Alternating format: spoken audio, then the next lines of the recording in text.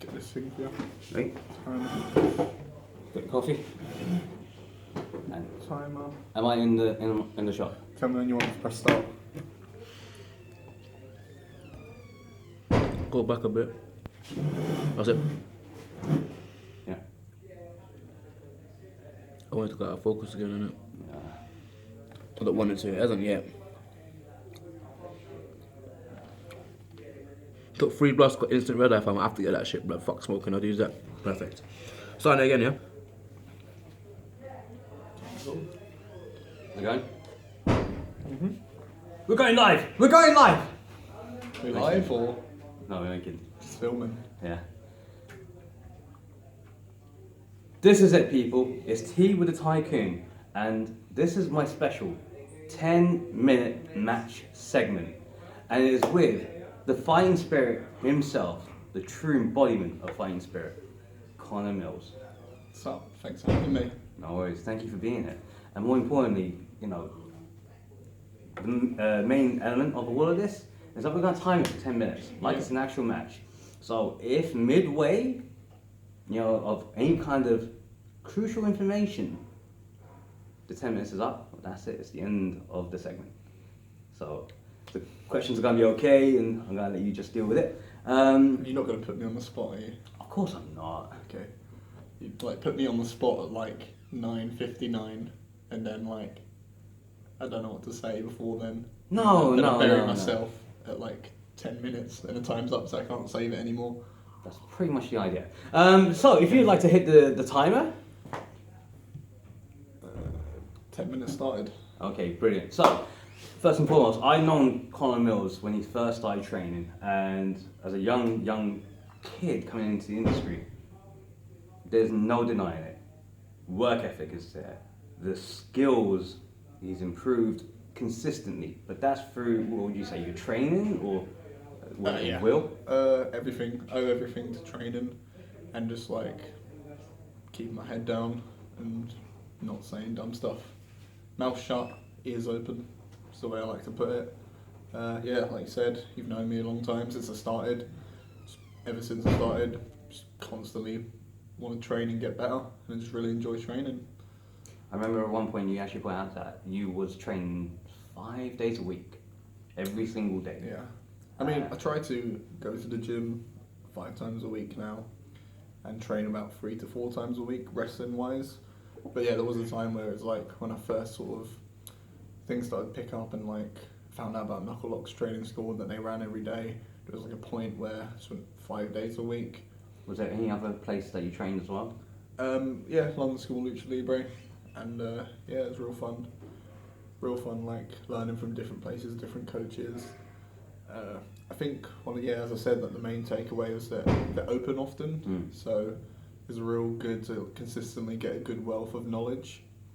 But yeah, I cut it back a little now because like training 5 days a week pro wrestling wise, and at the time I had like a full-time job on a construction site, and I was trying to go gym. I was being a bit counterproductive to my body, and like I guess maybe hurting my body a bit and not allowing it to rest. So now I've like reined it in a bit to like 3 times a week, but gym every day, and usually shows Friday through Sunday.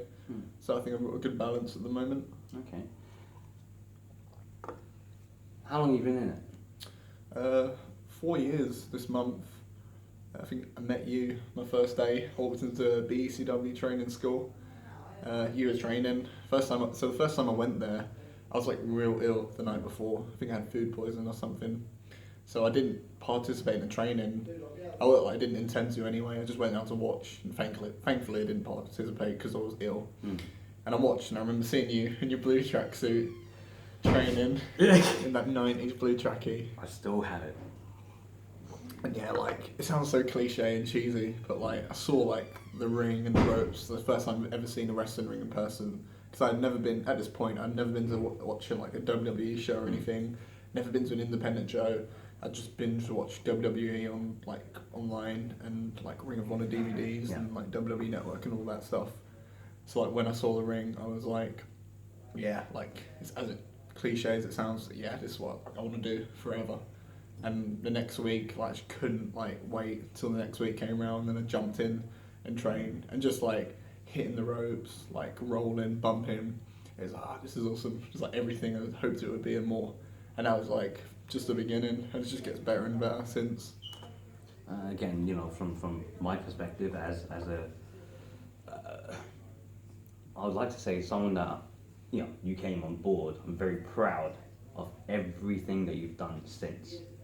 You know, you improved, you went out of your comfort zone, you trained at other places where sometimes it may not have been, you know, you had to work hard to get in. Yeah, of course. And be classed, well, you know what, this guy's serious, Yeah. so we should be looking after him. Because again, the training school that we started from did have a stigma attached to it. Yeah. And you broke that stigma. Yeah. You know, which was really good. So, who's like your sort of main influences Influences, like things to that inspired me. maintain this? Not just inspire you to get into it, but also be in the industry and keep it going. To like drive me. Yeah. Well, like when I was growing up, John Cena was the wrestler. A million times before, probably. You've heard that. But yeah, John Cena was the top sort of wrestler in the world when I was growing up, and that's who I wanted to be. It was like, every Sunday morning on Sky One was a WWE experience because we didn't have Sky Sports in my house. So I'd watch that, and at the time, like earliest memories I have of it, like around 2006 and 5, and he was like feuding with Kurt Angle and Chris Jericho, and 2006 when he was feuding with like RVD and Edge. I was just like hooked, like drawn in and that, and it was like addictive. I'd like go out of my way to like try and watch it. And then when I got like in secondary school, I was like watching him like WrestleMania 28 specifically. I remember the once in a lifetime match, and so he made me want to be a pro wrestler. So I was like, I know like I want to be a pro wrestler because John Cena is a pro wrestler, and that's what I want to be. But now like I still watch it, and I still watch it the same way as a fan, but I also watch it like in what I sort of see as like a secondary point of view is like a wrestler myself, so I watch more to study. So the people I study are like Eddie Guerrero's, Chris Jericho, like Lance Storm. So those guys, like especially Eddie Guerrero, like I think he's the best wrestler ever. Just like watch him, the way he moves, the way he does everything, and that's sort of like if I can be a fraction of that good one day, then I'll be happy. I think you're definitely at least a fraction. And yeah, you know, it shows. And again, you're still a guy who's growing up. Yeah. You know, how old are you now? 20. When you get to 30, be completely different. Hope so. In a good way. Yeah, of course, you have longer hair. But so, how have you seen the challenges of the industry? You know, it's adapted to more things like social media. It's not the Wizard of Oz type thing. The curtains have been flung wide open. Whereas for many years, there was that sort of guard behind it. So like, I guess I've always known myself. I guess I've always known that it wasn't like 100% real and that. But I always knew it wasn't fake. I always knew there was like a degree of realism to it. So like, I guess that's never really sort of fazed me. And there was never really a specific point either where it's like, I guess where it came out and everyone just knew, and one day everyone switched and like it was ruined. Things happen so gradual that maybe it's not like as much as a bad thing as some people make it out to be, and in some cases possibly it's a good thing. But like as you said, like the place we started, I think this big boom that we're in now of British wrestling, like at BCW at the time when we started there, it was like literally those sort of first 6 months I was there was no like British boom, and it was kind of good. I think that I got to experience that and see that, like see that like the smaller shows, which still happen now and still the backbone, but see those more often than whereas now it's like 200 plus at like every independent show in the UK, which is awesome, which is really good for everyone. But yeah. Yeah, I mean, he was also at RCWA and some of these other places, and of course Progress. Yeah. But you know, from here, it's now I don't know how many minutes we've got left. Couple minutes left, I think. Yeah. Really? So you actually went to school?